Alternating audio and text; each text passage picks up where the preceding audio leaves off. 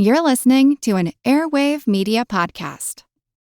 Waiting on a tax return? Hopefully it ends up in your hands. Fraudulent tax returns due to identity theft increased by 30% in 2023. If you're in a bind this tax season, LifeLock can help.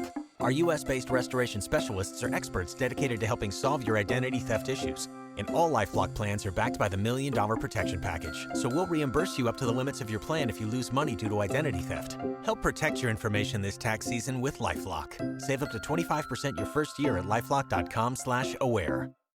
The world is filled with many questions, such as, did giants exist? What is junk DNA? Does it mean that you're trash? Do you ever wonder if aliens have underwater bases in our oceans, and that's why there are so many UFO sightings off the coasts of islands all over the world? How serious even is climate change, and when should we start building our rafts? Hello, everyone. You may recognize me as Gabby from the History of Everything podcast. And my name is Bruna, and you don't recognize me from anything yet. Together, we're two scientists who explore the answers to these questions and many, many more in our new podcast, Mystery of Everything, available everywhere you get your podcasts.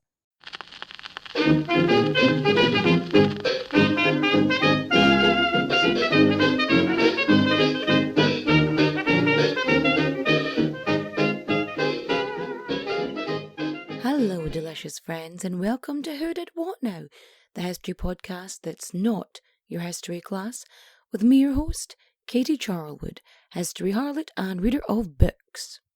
And I've done it again. I have upset the menfolk. Yes, I posted a video about how males who complain about men not getting matches on dating sites, have they ever considered that the reason why is because they're generally quite unappealing? And then I go out to list the reasons why. Dodgy pictures, no pictures of yourself, like scenery, random animals, or pictures of you holding, a dead animal. Here's a selfie with a corpse. You have to be a certain level of goth for that, and it's the wrong type of corpse. But yeah, I had one dude who was complaining, but they're showing that they can hunt for you and they can provide food if you're in dire need. And Aldi and Lidl are not expensive. You can still buy food from there. There's the food shelters, and no offense, if you want to show me that you can provide food for me all year round, grow a fucking potato. Just grow a potato, right? I love potatoes, right? I was at work the other day, and I was in an iron jumper, eating a bowl of potatoes, and I was like, okay, this is me now. The Irish is fully set in. It's yes, iron jumpers and potatoes. All of the stereotypes. If only I drank whiskey. Apparently. Anyway, so I had a few people get really, really mad about it, and then a few men call me an eyesore and ugly and stuff, which was very fun. When so many women were just yeah, no, we'd pick her over you any day, buddy. He got so ratioed, it was so funny. But that was a good time. Just a reminder, if you have not yet bought your tickets for any of my shows for my History Harlots tour, yeah, I named it now. It's got a name. It's the History Harlots tour. So that's gonna be in Dublin. I'll remember this. Dublin, Brighton. If you're in Brighton, tell your friends, tell your enemies, tell them to come see me. I'll be very funny on the night, I promise. I usually am. So I've got Brighton, I've got Manchester, and then I have Glasgow, and then I'm back home. Apparently, I decided that sleep is for the weak, and make it worth my while and actually show up, lads. So buy some tickets, buy the tickets in the description down below. But I know what you're thinking, Katie. Quit your jibber jabber and fact me. In fact you I will. But first, we've got to get our source on. Our sources are Moral Panics, The Social Construction of Deviance by Nachman Ben Yehuda and Eric Good. Justice Aborted, a 1980s Witch Hunt by Shirley Downing. Multiple Identities and False Memories, a Socio-Cognitive Perspective by N.P. Spanos. Satanism, Ritual Abuse, and Multiple Personality Disorder, a Socio-Historical Perspective by Cheryl Mulhern.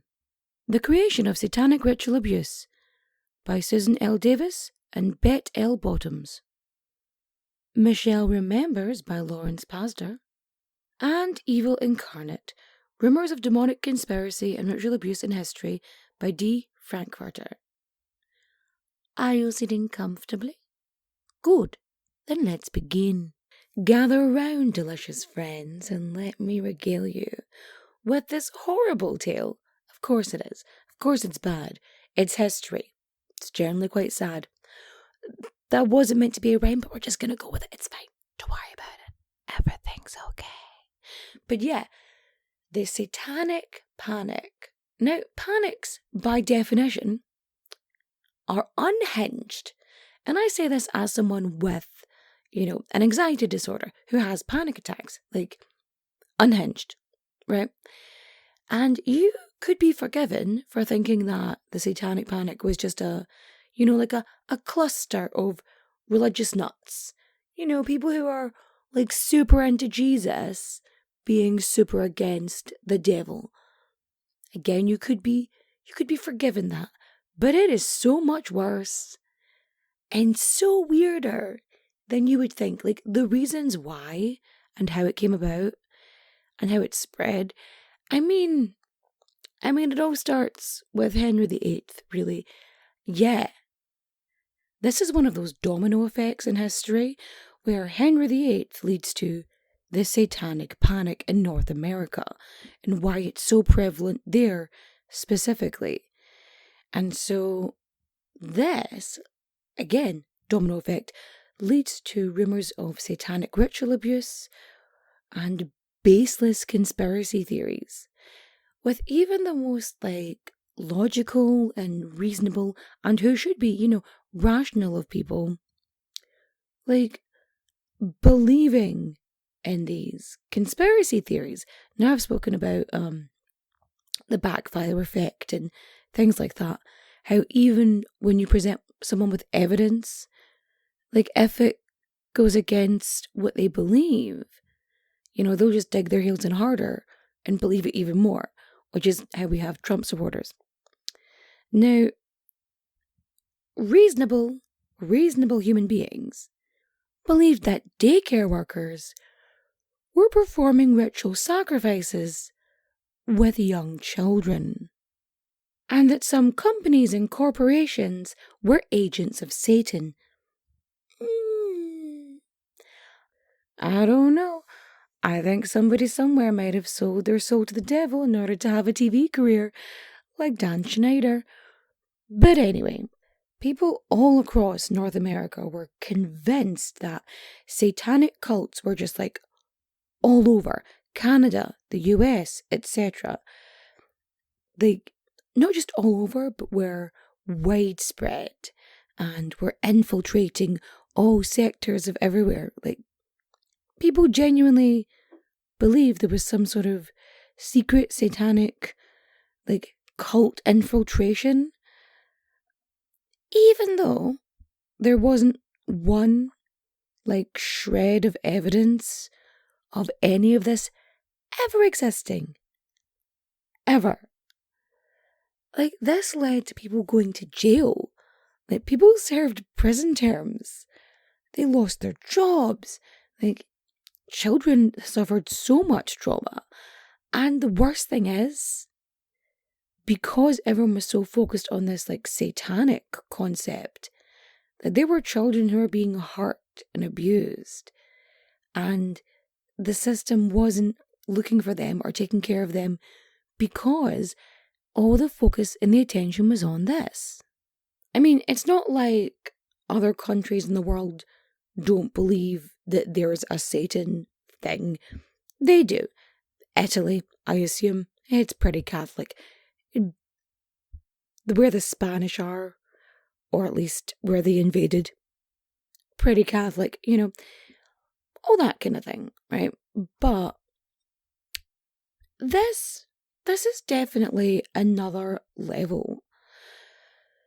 So, again, this all starts with Henry VIII. So he creates the Church of England because he wants to shag and to have God be okay with that. Yeah, basically. And that's how that came about. Oh, and he also really wanted his son to continue his lineage, but that didn't happen. So he creates the Church of England. You've got Protestants, you've got Catholics. Now you can be like, the Anglican Church is technically both Protestant and Catholic. The whole point is that it wasn't Catholic. So the church is split. You end up with Catholics and Protestants. And, they kind of flitter. Because then you get Edward, who's proper promoting Protestantism. Then you get Mary, who, super Catholic, very much into that. Then you have Elizabeth I, who is, more Protestant than anything else. Which is funny, because that's just how she was raised. And she kind of passes laws and kind of allows, both to practice, but the main sort of religion of England is, Protestantism. But yeah, she basically passes some laws to make things okay-ish for people to live. And there's this branch of Protestants called Puritans. And they're super following the word of Jesus. They're really into the Bible. And they're standing up to Satan because he's hanging around. He's trying to lure you away from the path of God whenever he gets the chance. He is the snake that's talking to you in the Garden of Eden, even though there is nothing in the Bible to actually suggest that the snake is in fact the devil. Ooh. Although Satan is just a moniker within the Bible. It's not the point. It's not the time for a theological rant. But basically the Puritans are you're not strict enough for us. We're going to go elsewhere. Now, there's this myth that the Puritans left England because of religious bigotry. But that's not the case. Well, kind of is. They had gone to mainland Europe. And the reason they ended up over in America, isn't because of discrimination and bigotry and whatnot. It's because they felt their children were becoming too European. There's literal diary entries where people are young Jeremiah here is becoming too Dutch. Genuinely, they were worried they were losing their Englishness. And so they're we need to preserve this. Our religion, our Englishness. And so they sailed across to America, where, for some reason, everything is more extreme. You don't just have a large, you have a super duper guzzly extra large. Your cars are just trucks. They're monster trucks. People own these. They're huge. You don't need anything that big. Why do you need that? I've seen some of your burgers, man. You do not need that. But yes, these Puritans make their way to the New World. They settle there. They colonize it. And these colonies, they are basically the seeds that will grow into what will become the USA and Canada. So, I don't know if you've noticed, if you've watched the television, but religion still pretty big deal in the States. You have TV evangelists and everything now. It is everywhere. And even if you take into consideration when the Puritans came in, you have moral panics from the get-go. You've got the Salem witch trials, of all things, where they're these women have opinions. They are clearly witches. Okay, cool. Isaac, thanks for that. They hung and drowned and set women on fire. That's not something rational people do. That is, again, unhinged as fuck. Ergo, a panic. I mean, most of them were actually like just hung at this point. Very few were burned. That came later, but still, it was the starting point. But witches become witches because they rim the devil and write in his book. But they do rim the devil. That's part of it. The devil has a very specific kink. That kink is rimming. It's actually pretty mild when you think that it's Satan. You'd think it'd be worse. You think you'd have some creepy stuff, but no. Pretty fair, actually, when you think about it in the grand scheme of things. But yeah, the face of evil, the devil, Beelzebub, or whatever, I don't know. They're just like super scared of him.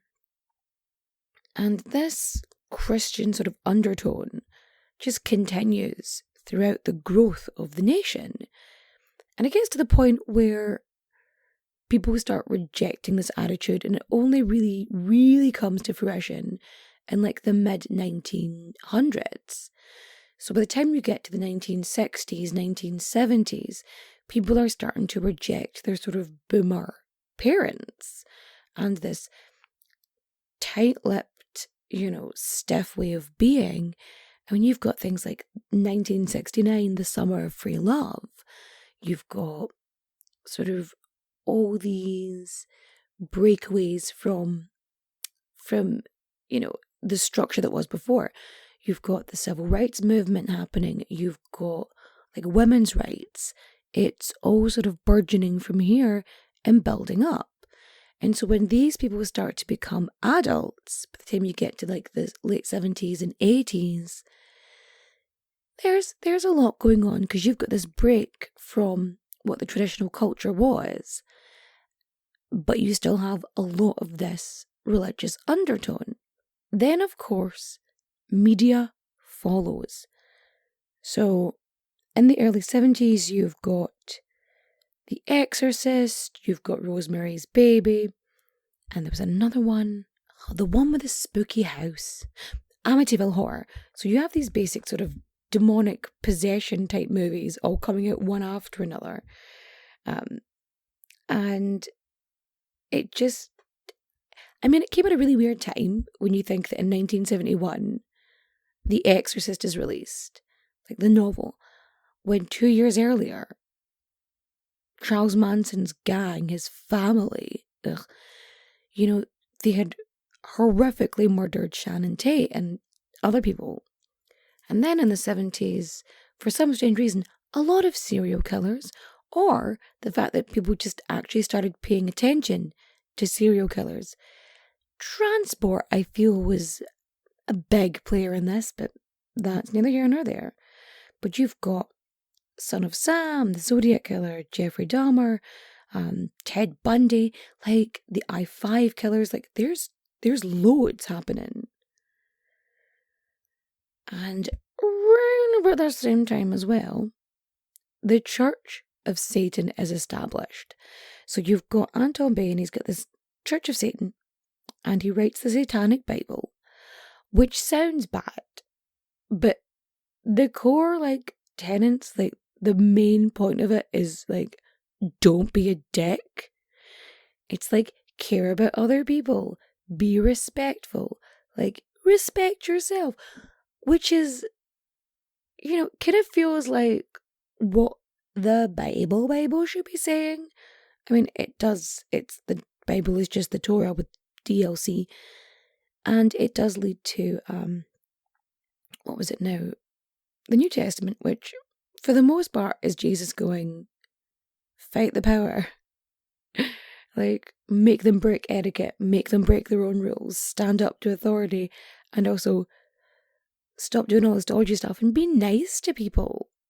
Also, I should note that members of the Satanic Temple or whatever, the Church of Satan, those are two different things, which I discovered at a pagan festival. But the point is, the Church of Satan doesn't actually worship Satan. That's not a thing. But the symbol of the devil is used. And the reason they use that is basically sticking two fingers up to most Abrahamic religions. They're like, yeah, Christianity. No. Like, we're gonna be better, and we're doing this to say fuck you. That's basically it, right? And so it's so weird. So this all builds up until we reach the 1980s. Yeah, and this is where everything starts off. So there are like two events that sort of encapsulate this situation. The first of which is something that isn't even allowed today in psychology, and it is like repressed memories. So this Canadian psychiatrist, Lawrence Pastor, he writes this book, co-writes this book with his now wife, or his then wife. He married his patient. Feels unethical, just putting it out there. So he has his patient, and she is struggling. Michelle Smith, she grew up in the 1950s in British Columbia in Canada. And she didn't have a good time of it. So she'd gone to see the psychiatrist because she's had a miscarriage and she was feeling depressed. Like, you can get postnatal depression even after a miscarriage. Like, that's a thing. And that's what's happening. She was suffering depression and grief and everything that goes along with that. And she goes to see the psychiatrist. And Lawrence is like, we need to use progression hypnosis. And he recovers a series of repressed memories. And within these memories, buried deep within them, is the tale that Michelle had been a victim of satanic cult abuse all the way through her childhood. So she's going through this hypnosis, and she suddenly remembers this abusive upbringing, how she'd been held in cages with snakes, and how she was forced to watch as members of the cult, along with her mother, slaughtered kittens and other young animals in front of her. She was in a cage with snakes and watched kittens get ritual sacrificed. In the book, it says that there's 81 consecutive days in which they're trying to summon Satan, and they're trying to do this, and shockingly enough, doesn't work. And it tries to link it to the Church of Satan, but considering that was invented in the 70s, 80s, it doesn't really fit in the timeline.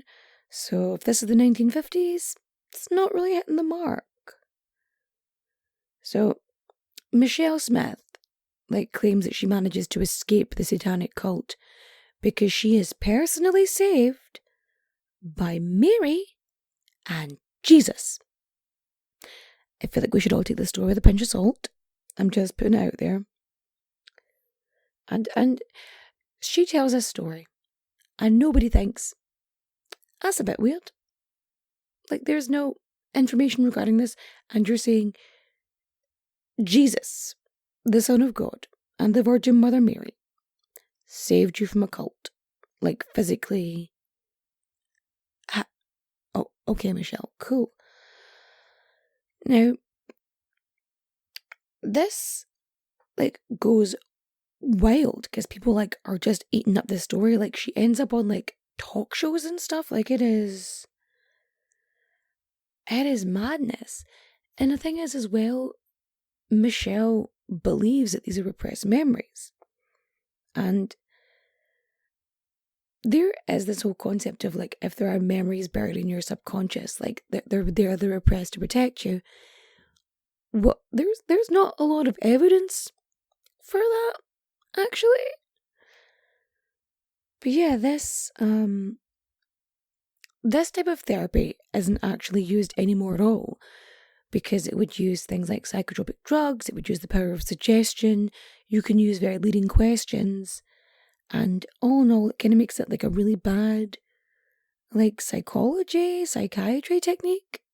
But they end up like doing this massive book tour. They're like traveling all over trying to promote this book, and people are eating it up.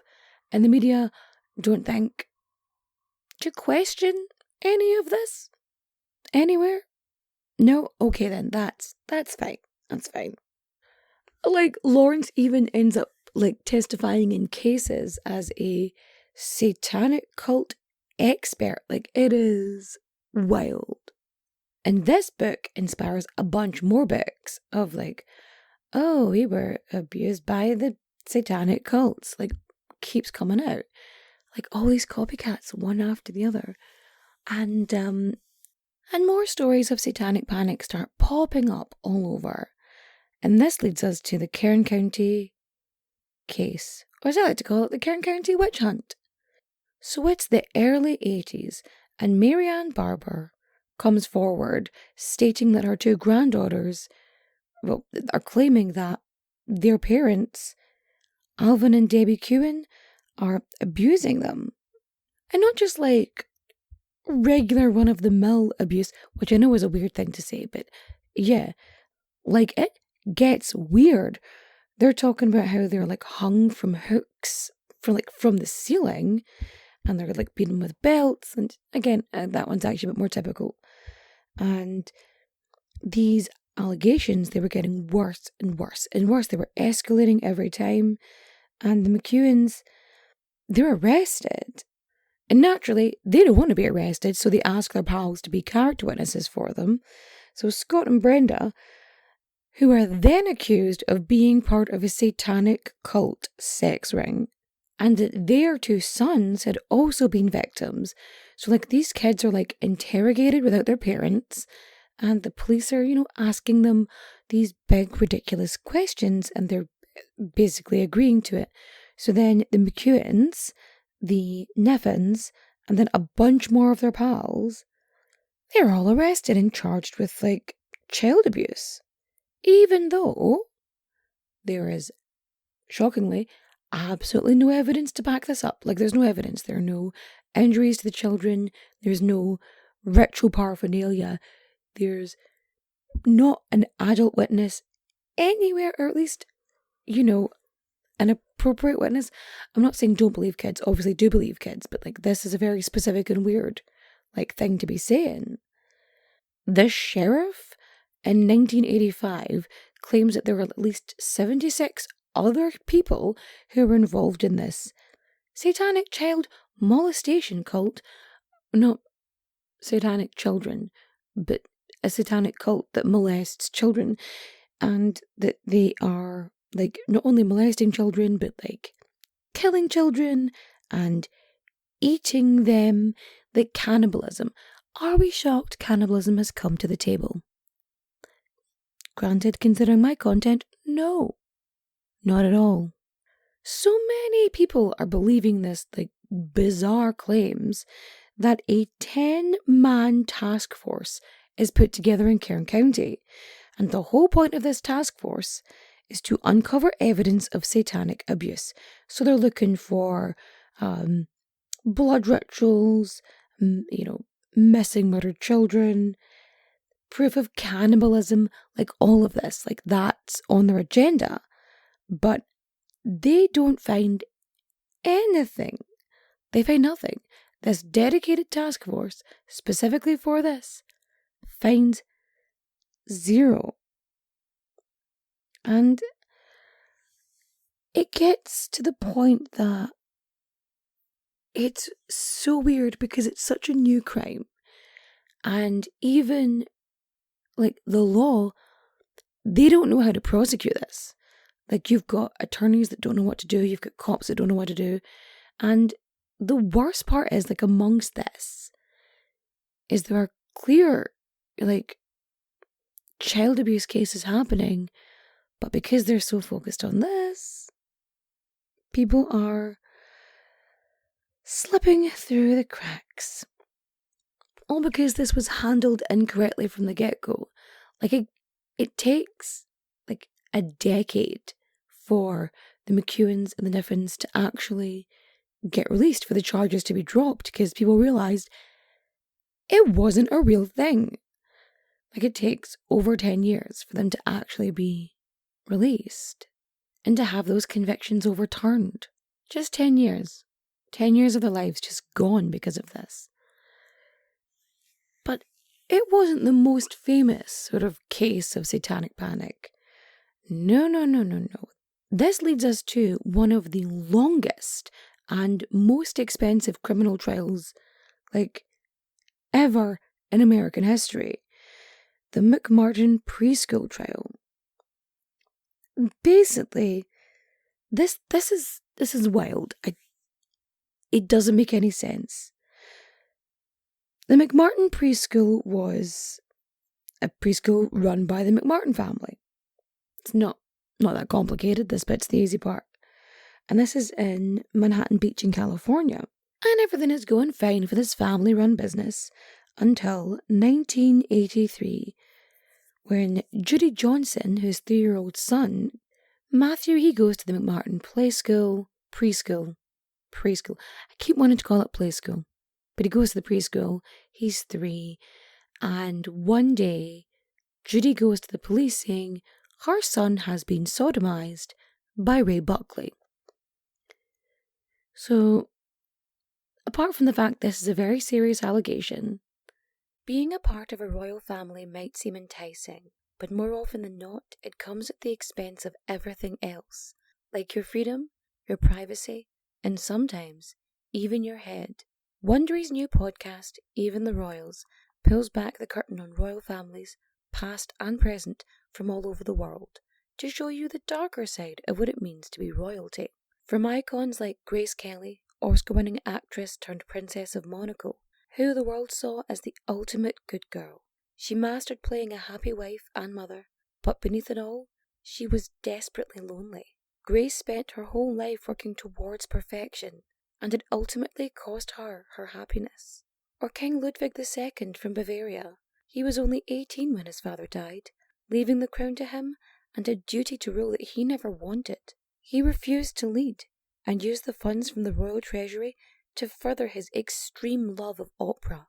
But this choice eventually cost him the crown and his life. Follow Even the Royals on the Wondery app or wherever you get your podcasts. You can binge Even the Royals ad-free right now on Wondery Plus. You've worked hard for what you have. Your money, your assets, your 401k, and home. Isn't it all worth protecting? Nearly 1 in 4 consumers have been a victim of identity theft. LifeLock Ultimate Plus helps protect your finances with up to $3 million in reimbursement. LifeLock alerts you to identity threats you might miss. And if your identity is stolen, your dedicated U.S.-based restoration specialist will work to fix it. Let LifeLock help protect what you've worked so hard for. Save 25% off your first year on LifeLock Ultimate Plus at LifeLock.com/aware. Terms apply. Let's take a moment to talk about Judy. Judy has been noted as being mentally unwell, mentally unstable, and that she had this weird obsession with Matthew's health, like specifically his bowels. Like, she was convinced there was something wrong with his bowels. And so she accuses one of the teachers, 28-year-old Ray Buckley, as sodomizing her 3-year-old son. Now, to stir the pot a wee bit, Ray also happens to be Judy's estranged husband.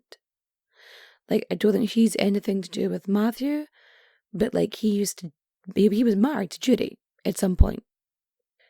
But Judy thinks there's something wrong with the young fella's bowels, and instead of it being any other issue, clearly the most logical step is sexual abuse.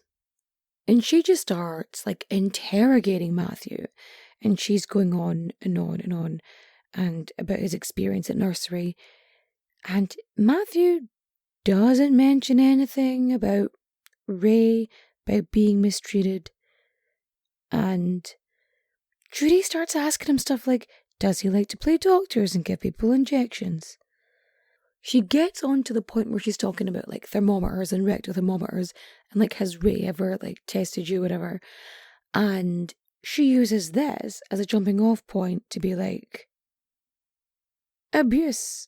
And so she brings Matthew to the hospital, and she brings him there for an examination, and the police are coming. And it's weird because this isn't the first report they've ever had about this daycare.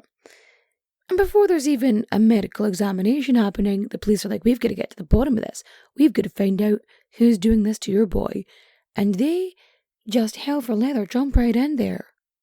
Because they believe everything Judy tells them.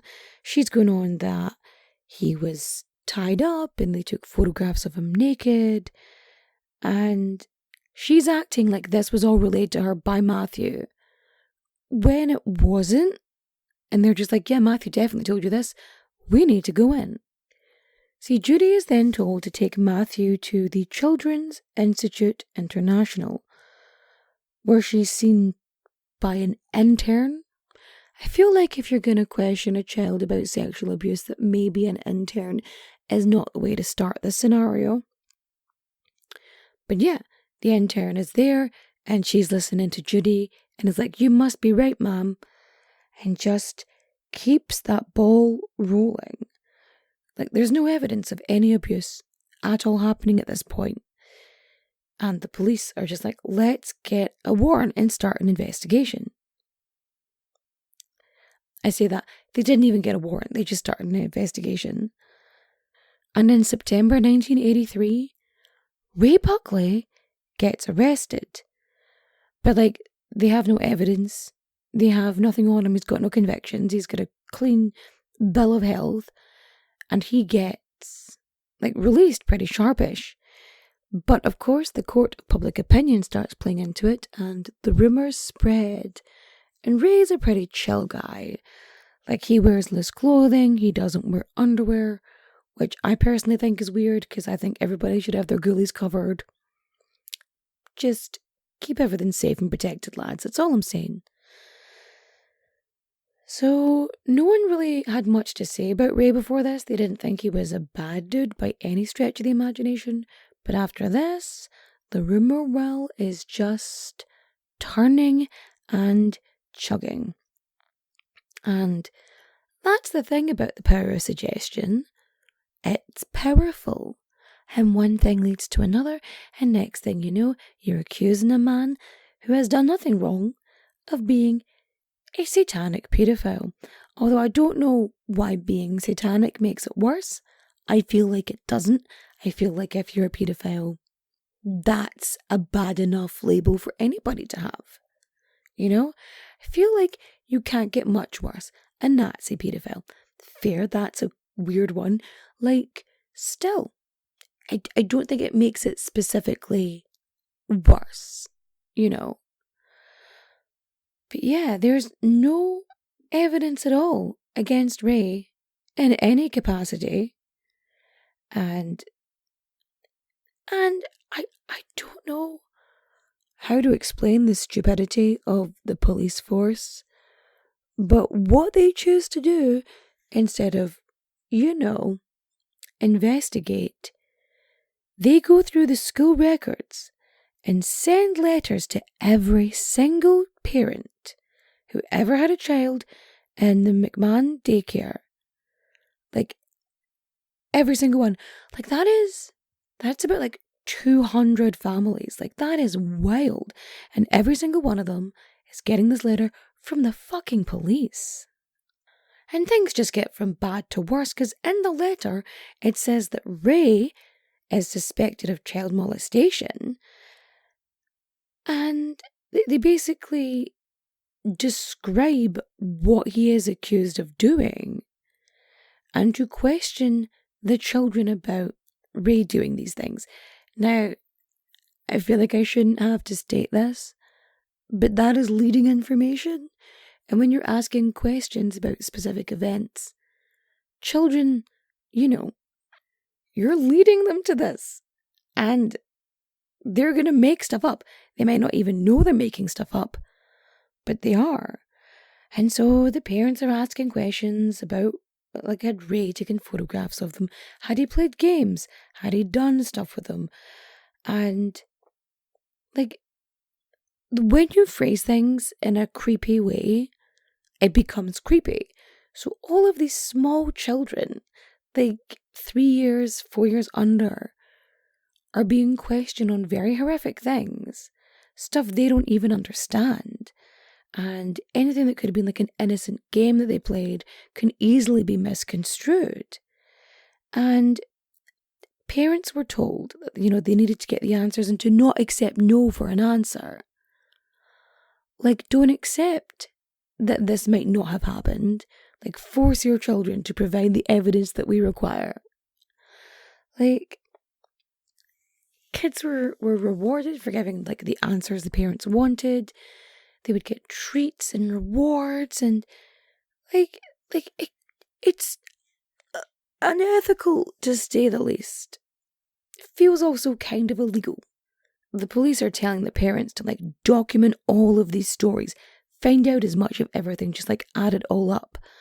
And the parents of children who hadn't said anything were told that their children had been named by other children as being abused by Ray and other adults in satanic fashion at the daycare.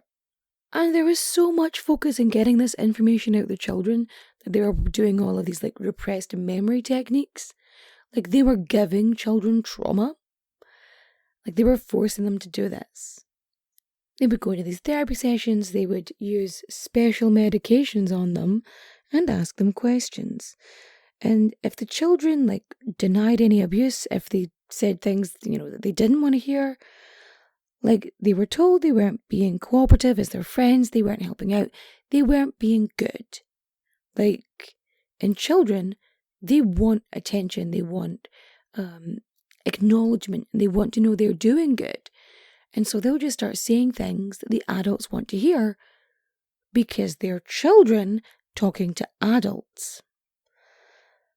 And they bring in this unlicensed therapist. It just snowballs, lads.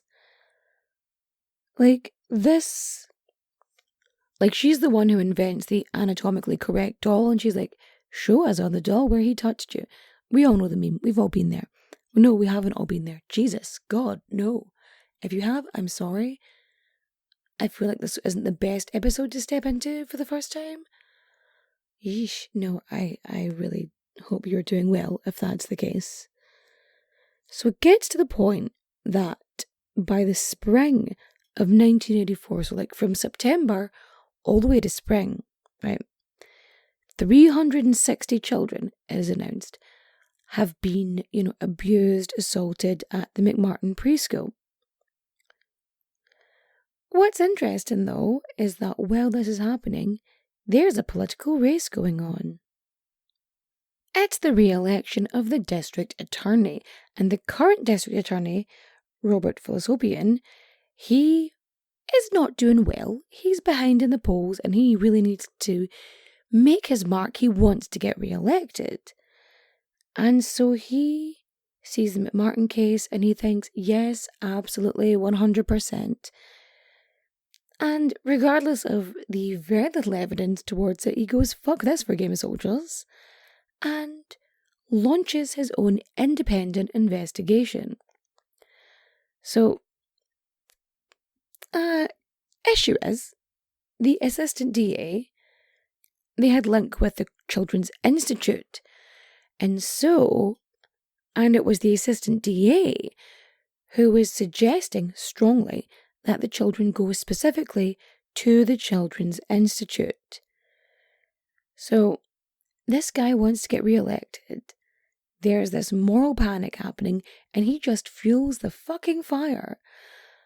So, like, this trial happens, this innocent man goes on trial, and these children are forced to invent all this trauma, all because the DA wanted to get re-elected and he needed attention. And like, it starts off with like general abuse and then again evolves into like evil, satanic, devil worshipping stuff, like cults and rituals. And each story from each child just gets weirder and peculiar and bizarre. Like, some kids are saying that they saw witches fly, that they were kidnapped in air balloons, and they were taken in secret tunnels underneath the preschool for rituals in other locations. Like, this is taken so seriously that the task force tries to find these non-existent tunnels. I gave it away there. There are no tunnels. They find none. And you've got Judy just throwing turpentine, like, right onto this fire. Like, 98% proof vodka, just like, one after the other. She's saying that Matthew was forced to ride a horse naked, and that he had seen a live baby beheaded, and that there were ritual tortures, and that the wee kid had seen all of it. And the issue is, people were believing this. They believed everything Judy was saying. And, like, the kids are just saying weirder shit. You've got women on brooms. You've got children being flushed down toilets. Ritual animal sacrifices. You know, the biz. But, like, the parents at the time, I don't think they were aware that they were asking leading questions. Like, now we know. Now we have lived in worlds of true crime dramas and podcasts and everything else and TV shows that we are so aware of, like, terminology and the mannerisms, tone, and how we portray ourselves to other people. So, like, we're aware of, like, leading questions at the very least. And these children are being led. And then you also have to consider that, again, these are the anti-boomer parents, like these generations, the ones who are trying to do, like, a little bit better, but still end up having latchkey kids. And it gets to the point where they're, like, not doing well because they don't want to not believe their children, because fucking patriarchy, man. It's the patriarchy. So you're at a point where women are working, they're outside the home, and they're getting jobs. And in order to get those jobs, the children have to go into daycare, a place where they're supposed to be safe, because you, their mother, and are home there taking care of them. And so what happens then is women, mothers especially, start to feel guilty that they've sent their children away and that they weren't home to look after them. And you have this guilt that builds up, then it sort of bubbles alongside sort of the outrage of the moral panic.